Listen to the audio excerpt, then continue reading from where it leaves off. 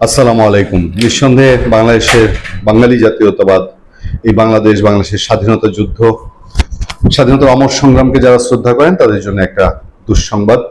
সেটা হচ্ছে বর্ষিয়ান রাজনীতিবিদ তোফায়েল আহমেদের বিদায়, চিরবিদায়। থেকেও না থাকার মতন অবস্থাতেই ছিলেন গত প্রায় কয়েক বছর ধরে।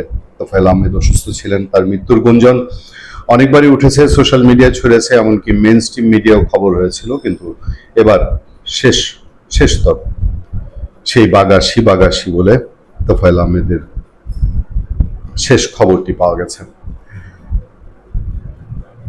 বলতে পারি মৃত্যুঞ্জয়ী তোফায়েল আহমেদ, কারণ বাংলাদেশের স্বাধীনতা সংগ্রামের সাথে এই মানুষটির যেই ওতপ্রোতভাবে অংশগ্রহণ এবং পরবর্তীতে বাংলাদেশের রাজনীতিতে একটা সঠিক রাজনীতি, একটা ভালো রাজনীতি এবং অন্যায়ের বিপক্ষে তার অবস্থান, এমনকি তার নিজ দলের ভেতরে থেকেও দলীয় স্রোতের বাইরে তার কর্মকাণ্ড নিশ্চয়ই শুধু ব্যক্তি স্বার্থে নয়, রাজনীতির জন্য, দেশের জন্য, দেশের মানুষের জন্য ছিল।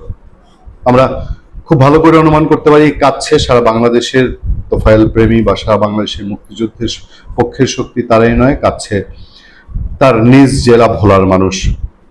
সেই নিজ জেলা ভোলায় আমরা যতটুকু খবর পেয়েছি, আজ যেদিন তোফায়েল আহমেদ মারা গেলেন 1 জুন 2026, তার পরদিন 2 জুন বিকেল 4টায় ভোলায় তোফায়েল আহমেদের শেষ জানাজা হওয়ার কথা।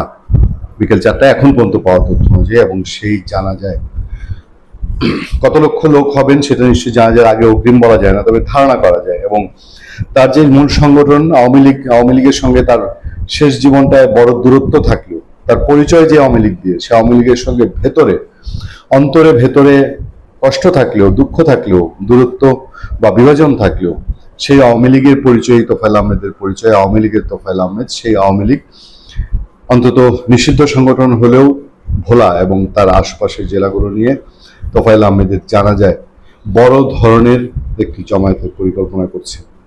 ঢাকায় হয়তো তোফায়েল আহমেদের জানাজা হবে, কিন্তু সেই জানাজা আসলে কতটুকু বর্ণাঢ্য, কতটুকু কেমন হবে, এই নিয়ে অন্তর্বর্তীকালীন সরকারের সময় যখন তোফায়েল আহমেদের মৃত্যু খবর ছড়িয়েছিল, তখন এমন গুঞ্জন ছিল যে তোফায়েল আহমেদের জানাজায় লোকস্রোত ঠেকানোর জন্য অন্তর্বর্তী সরকার আগে থেকেই চিন্তিত ছিল। তোফায়েল আহমেদ মৃত্যু সজ্জায় ছিলেন, যে কোনো সময় মারা যেতে পারেন, এরকম একটা আশঙ্কা অন্তর্বর্তী সরকারের মধ্যেও একটা তটস্থ ভাব ছিল।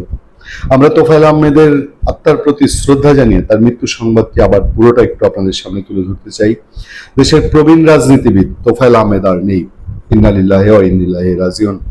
69-এর গণঅভ্যুত্থান ও মহান মুক্তিযুদ্ধের অন্যতম এই সংগঠক আজ সোমবার মানে 1 জুন বেলা 3:30টায় রাজধানীর স্কয়ার হাসপাতালে চিকিৎসাধীন অবস্থায় মারা যান। তার বয়স হয়েছিল 82 বছর। তার পরিবারের একাধিক সূত্র মৃত্যু খবরটি নিশ্চিত করেছে।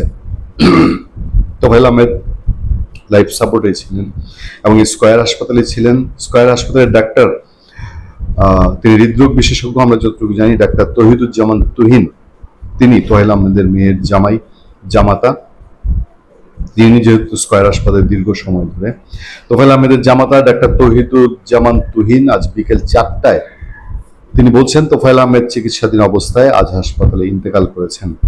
পরিবারের ঘনিষ্ঠজনরা জানান, দীর্ঘদিন ধরে বার্ধক্যজনিত নানা জটিলতায় ভুগছিলেন তোফায়েল আহমেদ। মৃত্যুকালে তিনি এক মেয়ে সহ অসংখ্য শুভানুধ্যায়ী রেখে গেছেন। তবে তার পরিবারের যারা ঘনিষ্ঠ তারা জানেন যে তার এক ভাতিজা, তাকেও তিনি পালক পুত্রের মতো বড় করেছেন, নিজ সন্তানের মতোই বড় করেছেন। স্কয়ার হাসপাতাল কর্তৃপক্ষ এক প্রেস বিজ্ঞপ্তিতে জানায়, গত 24 সেপ্টেম্বর তোফায়েল আহমেদ নিউমোনিয়া জনিত শ্বাসকষ্ট, হৃদরোগ ও শারীরিক দুর্বলতা নিয়ে হাসপাতালে ভর্তি হন। তোফায়েল আহমেদ 1943 সালের 22 অক্টোবর ভোলা সদর উপজেলার দক্ষিণ দিঘলদি ইউনিয়নের কোয়ালিয়া গ্রামে জন্মগ্রহণ করেন। 1967 থেকে 1969 সাল পর্যন্ত তিনি ঢাকা বিশ্ববিদ্যালয়ে কেন্দ্রীয় ছাত্র সংসদের ডাকসু ভিপি ছিলেন। 69-এর গণঅভ্যুত্থানের নেতৃত্বস্থানীয় ভূমিকা রেখে দেশ জুড়ে পরিচিতি পান তিনি। 1970 সালের নির্বাচনে মাত্র 27 বছর বয়সে তোফায়েল আহমেদ পাকিস্তান জাতীয় পরিষদের সদস্য নির্বাচিত হন। তিনি 9 বার সংসদ সদস্য নির্বাচিত হন, একাধিকবার মন্ত্রী হিসেবে দায়িত্ব পালন করেছেন। তিনি আওয়ামী লীগের বর্তমান কার্যনিষিদ্ধ উপদেষ্টা মণ্ডলীর সদস্য ছিলেন। দর্শক, এবার আসুন তোফায়েল আহমেদ সম্পর্কে আমাদের জানা, আমার ব্যক্তিগত অভিজ্ঞতা। এর আগেও আমি নানান সময় আপনাদের সামনে শেয়ার করেছি। তোফায়েল আহমেদ এবং তার পরিবারের সঙ্গে দুদিক দিয়ে আমাদের একটি যোগাযোগ প্রতিষ্ঠিত হয়েছিল। এক, মূলত পেশাগত কারণেই বিভিন্ন পত্রপত্রিকা, মিডিয়া, টেলিভিশনে কাজ করার সুবাদে তোফায়েল আহমেদের প্রচুর ইন্টারভিউ করার সুযোগ হয়েছিল এবং ইতিহাস জানার সুযোগ হয়েছিল, এবং তার পরিপ্রেক্ষিতে একটা পারিবারিক সম্পৃক্ততা তৈরি হয়েছিল। সেই সম্পৃক্ততার মূল ভিত্তি ছিল আমার পিতা, তিনিও তোফায়েল আহমেদের একসময় সহযোদ্ধা ছিলেন। আমাদের মহান স্বাধীনতা যুদ্ধের আগে পর্যন্ত তারা একই প্ল্যাটফর্মের রাজনীতি করলেও স্বাধীনতার পর দুজন দুমেরুর বাসিন্দা হয়ে যান। কিন্তু আমার পিতার প্রতি তোফায়েল আহমেদের অগাধ শ্রদ্ধা আমি শেষ সময় পর্যন্ত দেখেছি। 2017-18 সাল পর্যন্ত যখন তার পারিবারিক পরিসরে যোগাযোগ, তখন পর্যন্ত দেখেছি। সেই সুবাদে তোফায়েল আহমেদ এবং তার স্ত্রীর সাথে, তার পরিবারের সাথে আমার একটা আলাদা রকম কথাবার্তা হওয়ার সুযোগ হয়েছিল, এবং আমি খুব কাছে থেকে দেখার সুযোগ পেয়েছি যে শেষ সময়টা, বিশেষ করে 2014 সালের নির্বাচনের পর তোফায়েল আহমেদের সাথে তার মূল দল আওয়ামী লীগের একটা বড় রকম দূরত্ব রচিত হয়েছিল। তোফায়েল আহমেদের স্ত্রী একাধিকবার আমাকে আক্ষেপের সাথে বলেছেন যে তারা আর দলীয় পর্যায়ে তেমন কোনো গুরুত্ব পাচ্ছেন না, সরকারে তো তাদের কোনো গুরুত্ব নেই।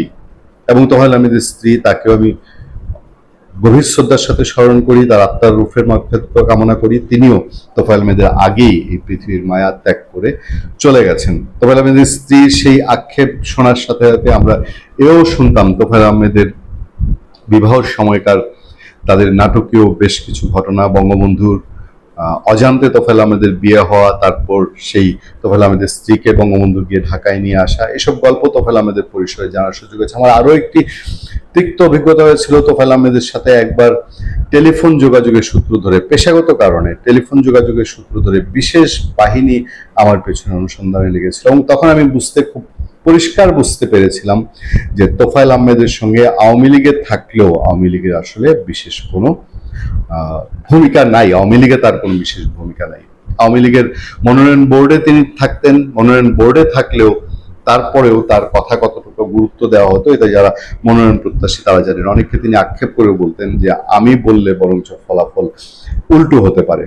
সেই তোফায়েল আহমেদের বিদায়ে আপামর আওয়ামী লীগ তো নিশ্চয়ই, আওয়ামী লীগের কর্মী সমর্থক বাংলাদেশে কোটি কোটি রয়েছেন, তারা সহ সাধারণ মানুষের মধ্যে নিঃসন্দেহে একটি দুঃখ ভারাক্রান্ত পরিস্থিতি তৈরি হয়েছে। আমরা নিশ্চয়ই এই মহান নেতার, বিশেষ করে বারবারই উল্লেখ করছি, স্বাধীনতা যুদ্ধে যার অবিস্মরণীয় অবদান, সেই মহান নেতা তোফায়েল আহমেদের প্রতি শেষ শ্রদ্ধা জানাতে জাতি কোনো কার্পণ্য করবে না, এবং তার সাথে দ্বিমত থাকলেও, তার রাজনৈতিক দর্শনের সাথে দ্বিমত থাকলেও বিএনপি এতে সব রকম সহযোগিতা করবে, সেই প্রত্যাশা অবশ্যই থাকছে। এবং কথাও শেষ পর্যন্ত উল্লেখ না করলেই নয় যে এই তোফায়েল আহমেদ, যিনি মৃত্যুশয্যায় একজন থাকা মানুষ, মৃত্যুর 1 মাসের মতো আগে তার বিরুদ্ধে আবার গ্রেফতারি পরোয়ানা জারি হয়েছিল, যা নিয়ে বাংলাদেশে আইন কানুন রাজনীতি অঙ্গনে ব্যাপক তর্ক বিতর্ক হয়েছে।